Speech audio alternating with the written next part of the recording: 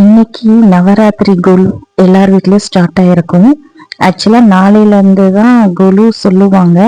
ஆனா எல்லார் வீட்லயும் இன்னைக்கு அமாவாசை அன்னைக்கே ஸ்டார்ட் பண்ணிடுவாங்க. நாளைக்கு இந்த அமாவாசை ஆரம்பிச்சுன்னு சொல்லுவாங்க இல்லையா, அதனால எங்க வீட்லயும் நாங்க அமாவாசைக்கு ஸ்டார்ட் பண்ணிடுவோம். இப்பதான் நான் கொலு ஸ்டார்ட் பண்ணியிருக்கேன். படியெல்லாம் போட்டு செட் பண்ணியிருக்கோங்க. இதுக்கு மேலதான் நான் பொம்மையெல்லாம் அடுக்க போறேன். இப்பதான் எல்லாமே எடுத்து வச்சிருக்கேன்.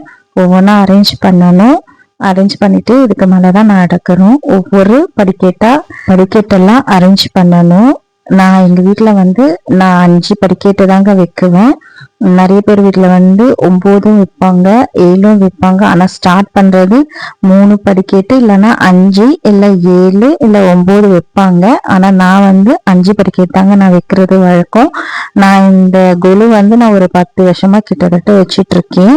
எங்க அம்மா வீட்டுல நாங்க சின்ன வயசுல இருந்திருக்கும் போது வச்சிட்டு இருக்காங்க.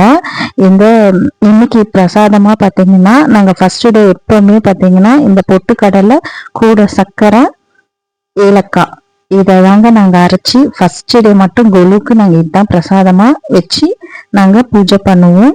நான் இந்த கொலுல கலசம் வச்சுதாங்க பூஜை பண்ணுவேன். கலசத்தை வச்சுதான் இந்த 9 நாளா நாங்க 2 வேளை பூஜை பண்ணுவோம். அதனால ஒவ்வொரு நாளுக்கும் ஒவ்வொரு விதமான பிரசாதம். இன்னைக்கு இந்த பொட்டுக்கடலை மாவு தான் பிரசாதம். இது சாப்பிட அவ்வளோ டேஸ்டா இருக்கும். பாருங்க, நல்லா நைஸா இந்த மாதிரி அரைச்சி இதை வச்சுதாங்க இன்னைக்கு பிரசாதமா நான் எல்லாருக்கும் கொடுத்தேன்.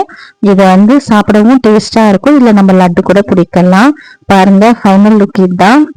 இன்னைக்கு வெற்றிகரமா நாங்க பூஜை ஸ்டார்ட் பண்ணிட்டோம். இன்னைக்கு ஈவினிங் நாங்க பூஜை ஸ்டார்ட் ஆயிடுச்சு. இதுதாங்க எங்க வீட்டு குழு. இன்னும் 9 நாளைக்கு எங்க வீட்டுல பூஜை ரொம்ப நல்லா நாங்க பண்ணுவோம். இன்னைக்கு அதனால ஸ்டார்ட்டும் பண்ணியாச்சு.